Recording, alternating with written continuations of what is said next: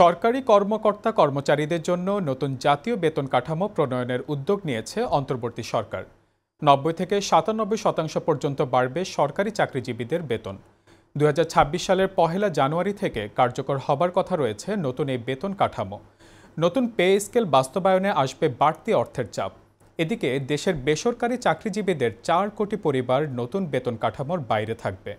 বিশেষজ্ঞরা মনে করছেন, বেতন বেড়ে গেলে দ্রব্যমূল্য বাড়বে এবং শেষ পর্যন্ত এই পরিবারগুলো অর্থনৈতিক চাপে পড়বে।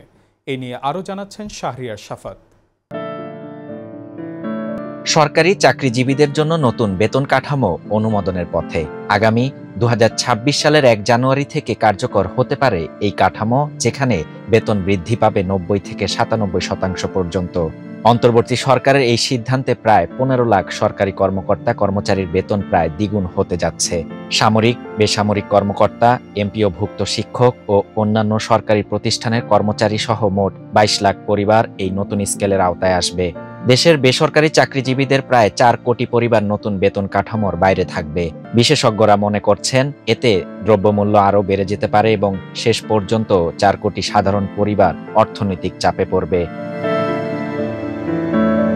যদিও এই সিদ্ধান্তে সংশ্লিষ্ট পরিবারগুলোতে আনন্দের জোয়ার বইছে, অর্থনীতিবিদরা আশঙ্কা করছেন এর ফলে বাজারে নতুন করে মূল্যস্ফীতি বাড়তে পারে।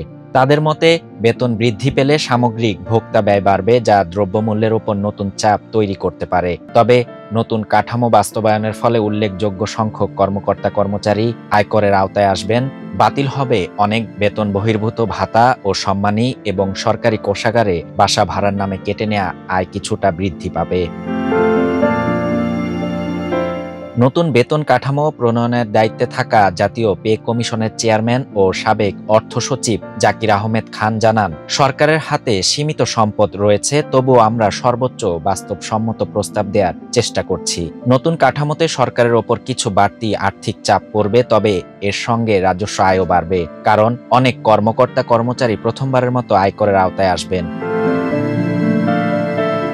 অর্থ উপদেষ্টা ডক্টর সালেউদ্দিন আহমেদ জানান, নতুন পে স্কেল বাস্তবায়নে রাজনৈতিক সরকারের জন্য অপেক্ষা করা হবে না। তিনি বলেন, নতুন কাঠামো চালুর পর দ্রব্যমূল্যের ওপর যাতে নেতিবাচক প্রভাব না পড়ে, সেজন্য সরকার উপযুক্ত ব্যবস্থা নেবে। শাহরিয়ার শাফাত, বাংলা নিউজ 24।